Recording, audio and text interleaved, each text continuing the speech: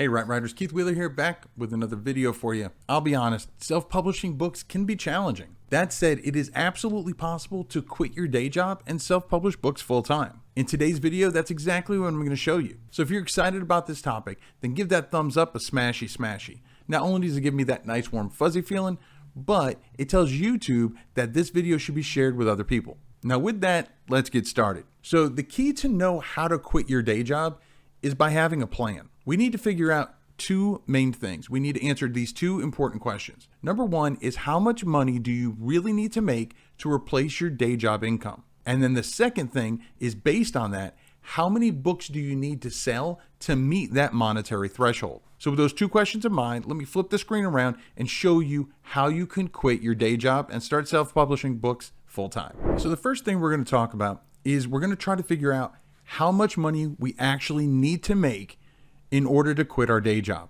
So, there are a lot of things that you need to take into consideration. It's not just what your salary is, because not only do we need to take into account our salary, but what other things is your business that you work for, the company that you work for, what else are they paying for? Are they helping to pay for your insurance? Things like that. So we need to make sure that we take into account what our annual income is. Also, what other things our company is paying for or helping us pay for that we're going to have to subsidize when we quit our day job, right? So if you have insurance, 401k, or whatever, these are all things that you need to take into consideration and figure out into your annual salary that you need to make in order to make sure that you're able to live the lifestyle you're currently living. Okay. Another thing to keep in mind is taxes. That's something that in many countries, including here in the States, the companies that we work for, they take out our taxes for us. So we don't have to worry about that. But if you're working for yourself, if you're self-employed, then you would need to worry about the taxes yourself as well. So I'm not a financial advisor. I'm not a tax expert. So what I'm going to give you is just what I do and how you can calculate things yourself. But obviously, everybody's life is different. Everybody's, salary is different or hourly income or whatever. So you need to do your own due diligence and take the calculations and things that I'm showing you in this video and gear it towards your particular lifestyle and what your needs are for you and your family and your business. What I did over here is I went to, this is Forbes.com. And I looked up what the annual salary on average is for the U.S. I wanted to do something generic. I'm not going to try to compare you to me. I just wanted to pick out the average annual salary nationwide. Okay, and that is $59,428, and this is the average hourly rate. Okay, on this same article, and I'll include a link to that down in the description, but it breaks it down by state, even by gender. So it's kind of interesting to read. But this is for 2023. And so we're going to use the calculation of $59,428 on average for an annual salary. Okay. And then I also went to this other website, and this is USA Today's website. This is the average price of insurance for health insurance. Okay. Again, this is going to be different for everybody, depending on what, if your company you work for is offering you insurance, what they're offering. Is it just medical? Is it vision? Is it, whatever, dental? That's all, again, those are calculations. You're going to have to find out that information for yourself. But this is just, an average. So on average, it's $477 a month. This is for a single person. So again, depending on, your marital status, if you've got kids or whatever, obviously that's all going to change as well. So this is just an example. And, but the calculations I do is what you really want to take away from this. Okay. So let me pull up my calculator. $477 times 12 months. Plus we're probably going to have a $2,000 deductible. Again, this is going to change depending on your particular, what you're doing for your health insurance and what's offered. So $7,724 is what we're figuring about a year for health insurance. And then we're going to also add in there the annual salary, which is $59,428. Again, this is an average. If there's multiple people in your household, whatever your amount is for your household or for yourself, then that's what you're going to add in here. So right now we've got $67,152. Now that's not it, because we also need to take into account, especially if you're here in the States, we need to take into account taxes. Taxes, again, is something that your employer is already taking out, but if you're self-employed, you need to figure that out on your own. Now, you can go to, if you're in the States, you can go to irs.gov and figure out what the sales tax and Social Security and all that is for your particular state. I'm just going to do a generalization right now and say 40%, because that's definitely a good safe amount. So we're going to do times 0.4. Okay. So that's $26,860.80. And we're going to add that back to the $67,152. So $94,012.80 is how much this hypothetical person is going to have to make a year in order to quit their day job. Okay. So now that we've answered question 1, how much do we need to make? It's time to move on to question 2. How many books do we need to sell to meet that threshold? I've got a couple websites that I like to go to figure this out. Now, part of it's going to depend on what type of book you're publishing. Are you doing no content, low content books? Are you doing written books?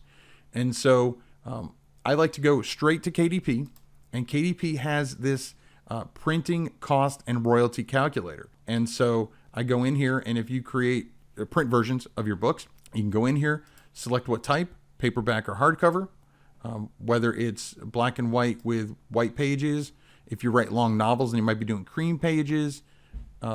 If you're doing premium color, like for a children's picture book or whatever, you select that. You're going to select what, obviously you're most likely going to use inches. You're going to select your trim size, because the trim size matters. And so I'm just going to do the average 6x9, what marketplace you're doing it in, and then your page count. So let's say I'm doing a no content, low content book that is 110 pages, and now you just put in your list price. So a book like that, I would probably charge $6.99. Now, what I like to do is I always like to keep my book's price where I'm making at least a $2 royalty off each book. So we're going to hit submit, and it's going to show me right here what my royalty is, right here, estimated royalty. So in this case, it would only be $1.87. So I probably would up my price to maybe $7.99. Okay. And so we'll do that. We'll do $7.99. There we go. I'm making $2.47. Okay. So again, going back to our calculator, and let's clear everything out. Remember, we need 94,000. Let's just say 94,000, just a nice round number.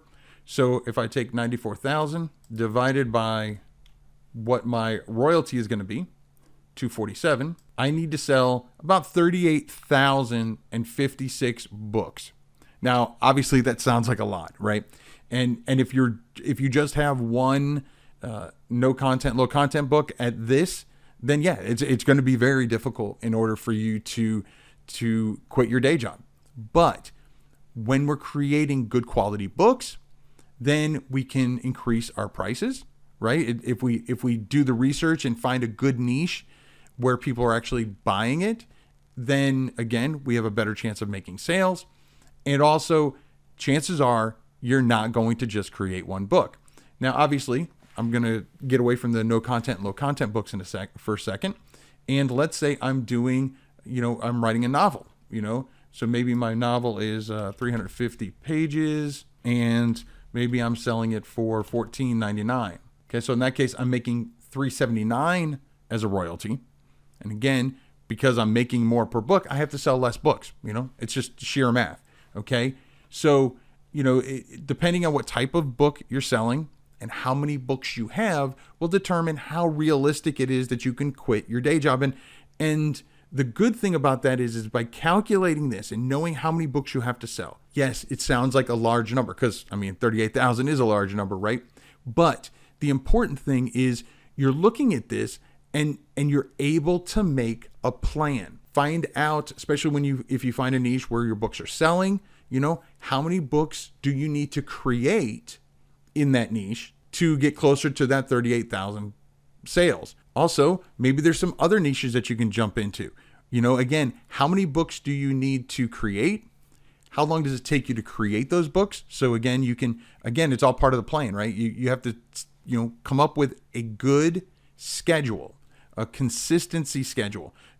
Trying to cram everything, knock everything out in, a matter of a couple months is not something that's sustainable. So again, it depends on what type of book you write. Obviously, if you're writing 350-page novels, you're not going to be able to knock out multiple books in a day or a week or probably even a month. It all adds up.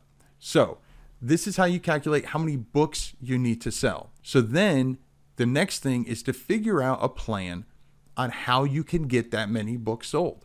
It's really that simple. So again, for this KDP calculator, it's in KDP, but I'll drop it down in the description as well, a link to it. A site that I like to go to in order to figure out how many sales I can expect in a day is this. This is on Kindlepreneur's website, and this is his sales calculator, and it's all based on Amazon's BSR, or the bestseller rank. So you go over here, you put in the type of book, whether it's an ebook or paperback or hardcover, because again, hardcovers, obviously you can sell for more money. And so again, more of an option, where, you have that and you can sell it at a higher price, get a higher royalty, therefore sell less books, right?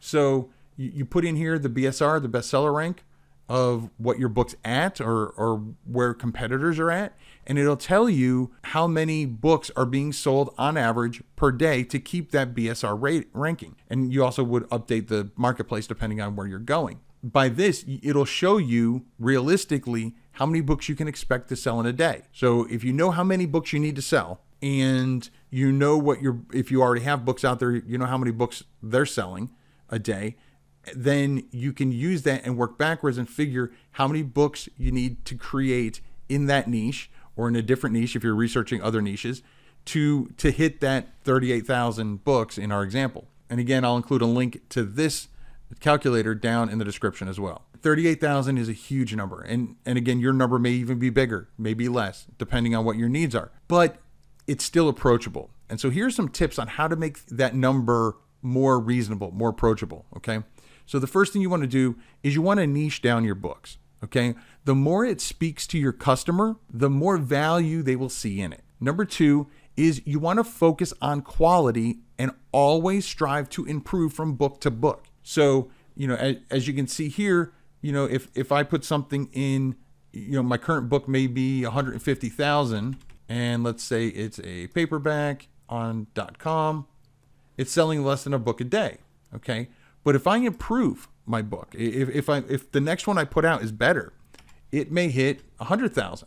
That's selling a book a day, okay? Well, if I continue to get better, who knows, I might get mine down to 50,000 where it's selling 3 a day, or 5,000 where it's selling 22 a day. So you see how as you're getting your books, you've got more books out there. So it's not just one book bringing in a sale a day, or 2 sales a day, or 22 sales a day. It's multiple books bringing in different counts. It's that much easier to get to that threshold that you need, that 38,000 books sold a year, okay?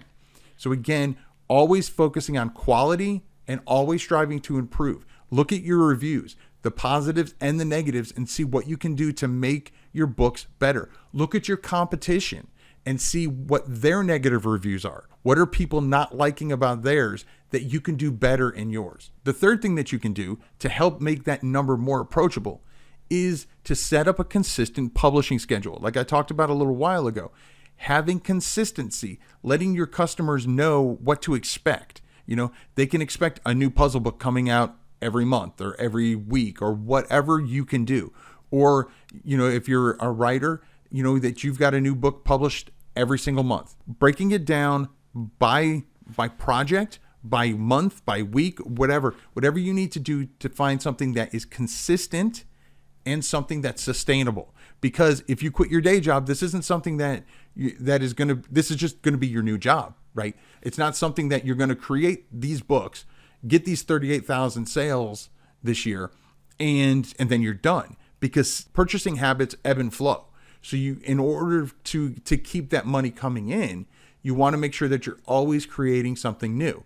But because it's something that you hopefully enjoy, it's a lot easier to find yourself spending that time to create new books. And once you start getting that flow coming in, that you get the customers then it's a lot easier to keep things going and keep it maintained.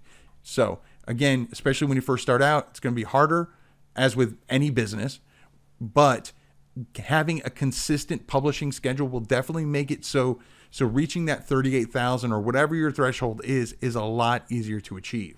The fourth thing that you can do is offer different formats. Now, this will depend on what types of books you create, but if possible, can you do an ebook version of it?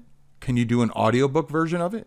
Does it make sense to have a hardcover version of it? So again, the more people consume products in so many different ways, and so the more offerings you have, the more chances that someone will find your stuff, but also they can bring in different amounts of revenue, all adding up to your overall goal. So if you're creating puzzle books, then maybe have a spiral bound version, a print version, and a hardcover version. Or if you're writing, written books, then having an ebook version, an audiobook version, a hardcover, a paperback. Again, all these are different ways that income can come into your business. Now, I will say, even with no content and low content books, you can actually do digital versions. While you can't do ebooks on KDP, you can still consider doing things like having digital versions up on your website, up on Etsy, Gumroad, and places like that. And I did an entire video on ways that you can publish no content and low content books in digital form, and I'll include a link to that above, and you can check that out after this video. So the fifth thing that you can do, and it's kind of related to that, is publish wide. Don't just limit yourself to the KDP platform. Don't just limit yourself to Amazon. If you have print versions, and this is going to, again, depend on what type of books you publish, but consider publishing on places like Ingram Spark, Lulu.com, Barnes & Noble. And if you're allowed to do ebook versions, consider draft to digital. So again, the more widespread your book is, not only the better chances of finding customers, but you also have all these different income streams coming in, all adding up to that 38,000 book sales that you're looking for. Now understand that 38,000, that's going to change depending on what type of book you put out, as well as what format. So while we looked at the paperback version might bring in $2 or whatever, per book sold. Obviously, ebook version is going to bring in less. Hardcover is going to bring in more. A digital version, if you're selling it on like Etsy, that's going to bring in, whatever that royalty is. So you're going to have to calculate all of that. But all of these different sales coming in all end up adding up together to get you closer to what that annual income you need. In this case, I think it was 94,000, to get you closer to being able to quit that day job. Now, the sixth thing that you can do that really can help make that number of sales come in a lot faster and make it more reasonable, more manageable, is running ads. If you have the discretionary funds, consider running ads. I would start with Amazon ads, and I have an entire series on that. Also, depending on what types of book you do, think about doing social media ads, Facebook ads, Pinterest ads, Twitter ads, Instagram ads, etc. So while overall reaching that $94,000 sounds like a huge undertaking, and then when you break it down to, you need 38,000 book sales, again, that's very overwhelming. But when you're talking about, having dozens of books, hundreds of books, whatever, depending on what type of books you put out there, having each of those as different little entities that bring in income for you. And then if you publish wide, again, those are even more resources available to you. If you publish different formats, again, more options, more royalties coming in, then you can see it's absolutely possible to reach that threshold. Will you reach that threshold in a matter of months? Probably not. Most likely not, unless you're a unicorn.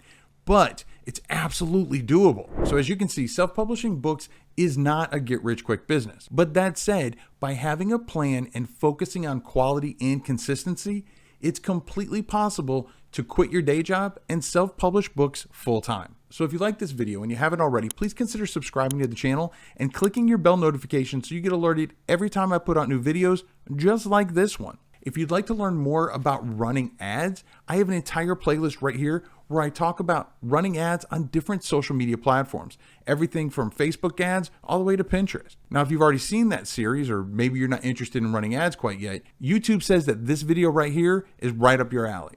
So I'll catch you inside one of these videos, and remember to write right.